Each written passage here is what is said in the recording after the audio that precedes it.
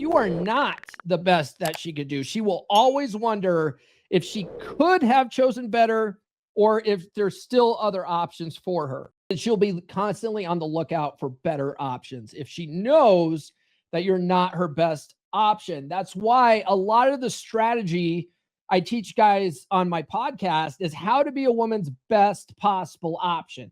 I'll tell you what, you are not always going to be a woman's best possible option. I don't care how much game and frame and whatever you got going for you. Like, it's a very subjective thing, right? A woman has to feel that you're her best possible option. And if she does, and she has respect for you and like that, you have the best chance possible of keeping that relationship going long term, right? But here's the red pill reality.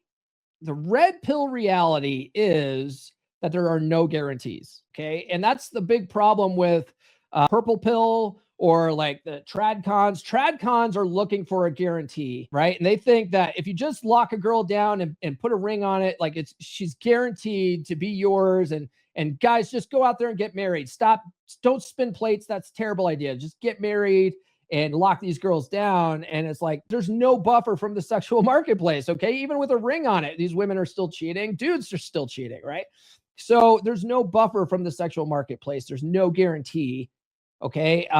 The legendary Archwinger told me, he was on my podcast, I don't know, a year or two ago. And Archwinger said it really well. He goes, the appeal of blue pill is that it sometimes works, right? For some guys, it tends to work out being a blue pilled simp guy, and their relationships last and they're happy. Great. Okay. But that's a minority, right? And he said, and then red pill, it's like counting cards. Okay. When you go and count cards in the casino, you have a better chance of winning. But you still might get caught and you might get banned from that casino for life, right? But red pill sort of is like counting cards. It's your best possible chance at keeping this stuff going for the long term, but it's not guaranteed. Okay, it's just not. All right. But if that's the idea, once you know what's happening, once you see the code in the matrix, you have a better chance of navigating the game. Okay. And now you know that the game is that you have to be her best possible option. So how do you do that? Well, like if you read my books, all the stuff I talk to you about is all about becoming a woman's best possible option. And the thing is, and we're going to talk about it more on Wednesday, the bar's never been lower. Okay. The bar's never been lower to be a woman's best possible option because most guys out there have no clue how women operate. And so once you know how they operate and you can navigate things, you have your best possible chance. Okay. We'll talk about that more on Wednesday. But a part of being her best possible option is you have to build your value. Okay. Women are inherently given their value. Men have to earn their value. We have a burden of performance, whether you like it or not.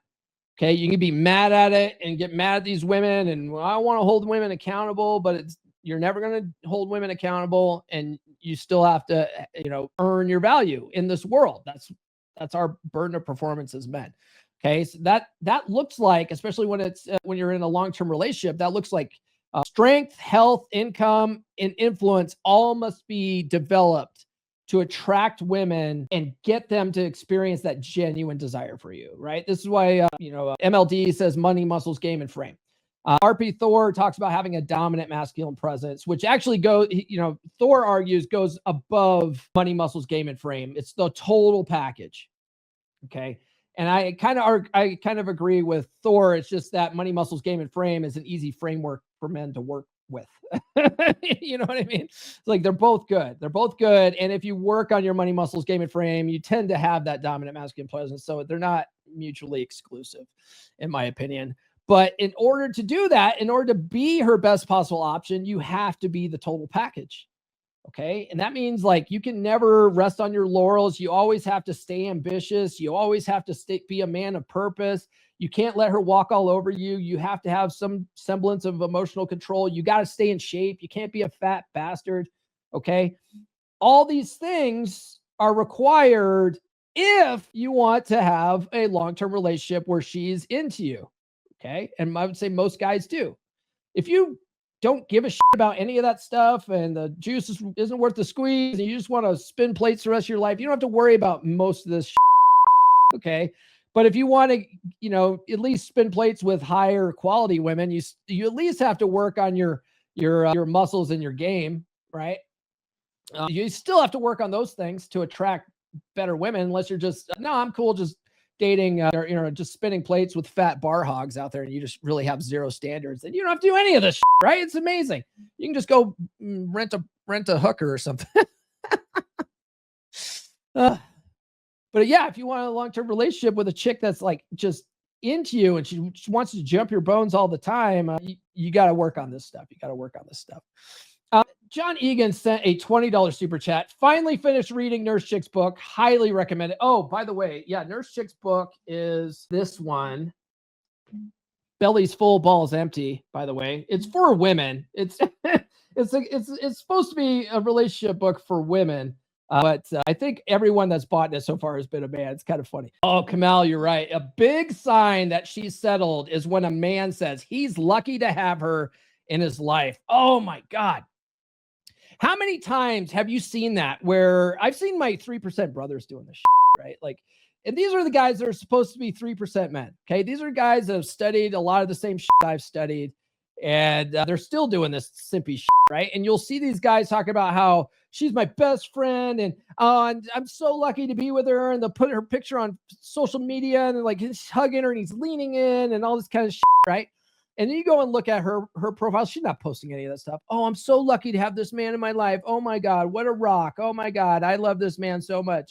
You don't see a lot of women doing that. You see a lot of dudes posting that kind of shit.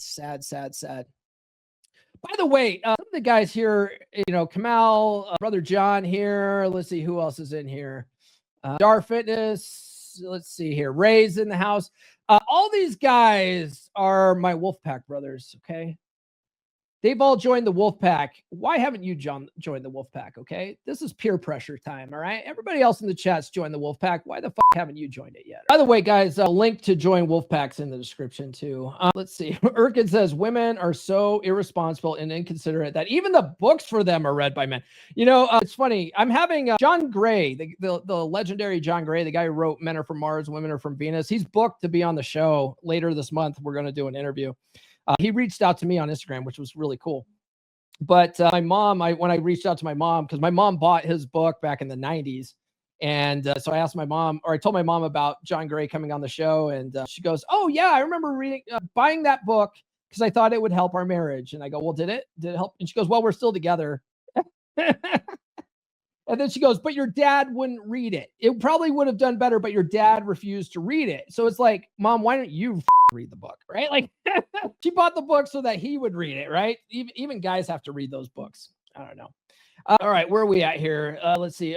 John Egan's going to do a review of Nurse Chick's book after the show. Cool. Thank you, man. And you are not a honorary member, Erkin. You got to actually join the club, man. You can't. There's no such thing as honorary members. Hate to break it to you, but we'd love to have you in the pack, bro. There's other guys from Europe in there. Kamal's over in Europe. You would be in good company. We also have at least one guy in England out there too. A couple of Canucks. We have it's not just Americans in the Wolfpack. We got some Canucks up there too. All right, let's see here. Let's talk about how options protect you. Now, this is more of in the dating scene before you pull the trigger and put a ring on it. Because I'm telling you guys, you don't need to put rings on it anymore. It's pointless. It's absolutely a bad deal for men to get married. There's no reason to buy the cow when you get the milk for free. Okay, there's absolutely no reason to do it. But what if you don't want to have kids? You can still have kids and not get married. I don't know if you guys know that. Plenty of that going on. Okay, so options protect you. Okay, so having multiple women interested in you before commitment prevents desperation and poor choices. Okay, this is really where you see women putting in that investment. And here's the thing: Alan Roger Curry said it really well in Mode One, his Mode One books. But attracts. Okay, if you date multiple women, the fact that you're dating other women makes women more attracted to you. It's a part of their pre-selection. They like men who other women like, because to them, if other women like you, that must mean that you're a good pick. Okay. So when you're out dating, before you get to a place where you're spinning plates, you have to act as if you're spinning plates. And that means when chicks ask you, hey, so are you seeing anyone else? It's not a trick question, okay? And you don't lie to these women. You don't necessarily have to tell them the truth either, okay? Because if you tell a woman, no, I'm not seeing anyone right now, you're the first girl I've gone on a date with, that tells her you're a loser, that other women don't like you. It basically says you don't and you can't attract. That's really subconsciously how women interpret that. They don't interpret it as a good thing. Like a lot of you guys are like, oh, I'm reassuring her that I'm not seeing anyone else. I want her to know I'm loyal. Bro, she hasn't earned your loyalty yet. You're just dating. Okay. Okay. If you guys, decide to be exclusive, that's when you stop seeing other women. Okay. But until then, keep your options open and just tell her like, hey, I always have room for one more. Right. Or I'm just seeing what's available out there right now. Like I'm just trying to keep things casual, see what's available out there. On my dating profile, which if you guys ever take my dating course, if you go to dates.comeonmanpod.com for the dating course, I talk about it in there. But on my dating profile, I would say that I'm just out here seeing what's available, looking for the right woman to join my lifestyle. Okay. Now, what that says out the gate is I'm not trying to lock you down. I'm not trying to get locked down, but I am looking for a woman to join my lifestyle. So I'm setting up the frame that whoever is going to date me is joining my lifestyle. Okay. There's some subconscious shit in there. Okay. But I found that worked great because a lot of guys are trying to lock women down. And even though women might say they want a guy to lock them down, they might say they want to be in a relationship, just the fact that a guy is trying to get himself locked down gives women the ick. New episodes every Monday, Wednesday, and Friday. Subscribe now.